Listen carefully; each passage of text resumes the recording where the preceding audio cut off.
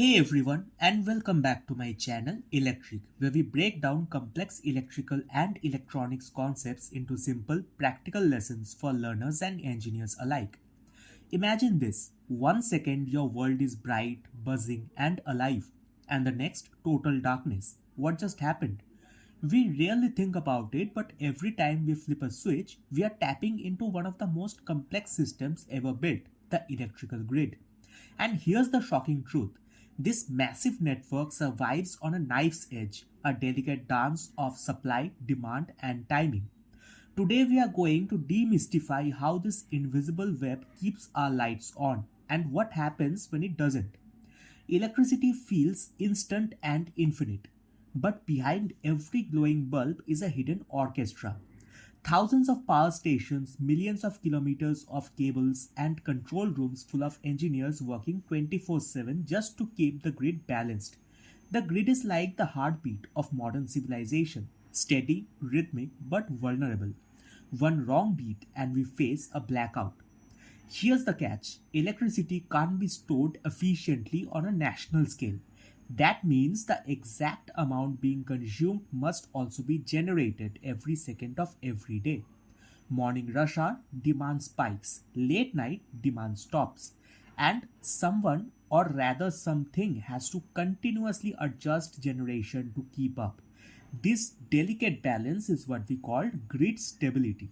Power plants, substations, transmission lines all working together in perfect harmony.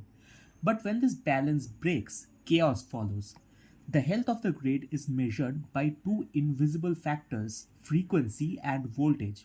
When frequency drops, say from 50 Hz to 48 Hz, it means demand is outpacing supply. Maybe a power plant tripped offline, maybe a transmission line overloaded. And when that happens, other plants try to compensate, but if they can't, the failure cascades. That's how regional blackouts occur, one fault triggering another, like dominoes falling. We have seen this happen recently in widespread regional blackouts in May 2025 as precautionary drills after heightened border tensions and drone threats.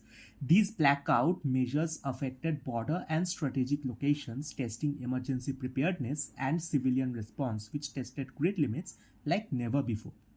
Thankfully, our grid has guardians.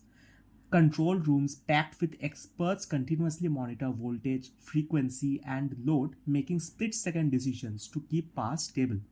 Smart sensors and automated relays can isolate a fault in milliseconds, preventing it from spreading. And with the rise of smart grids, we now have more visibility, automation, and self healing capabilities than ever. But this also introduces new challenges: integrating renewables like solar and wind, which are intermittent by nature. That's where battery storage and AI based grid optimization come in, helping smooth out the highs and lows. The future of the grid is both exciting and uncertain. We are moving toward AI driven grids, microgrids, and distributed energy systems where homes, electric vehicles, and renewables all play an active role. But new threats are emerging, from cyber attacks on infrastructure to the growing impact of climate change.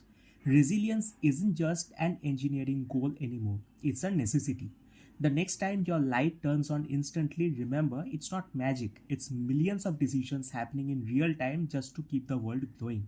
So the next time you hear about a blackout, you'll know it's not just about the power going out. It's a reminder of the fine balance that keeps our modern life alive. If you found this helpful, don't forget to like, subscribe, and hit the bell icon so you never miss out on more smart and simplified explanations. Got more questions or want us to cover a specific interview topic? Drop it in the comments below. Thanks for watching, and I'll see you in the next one.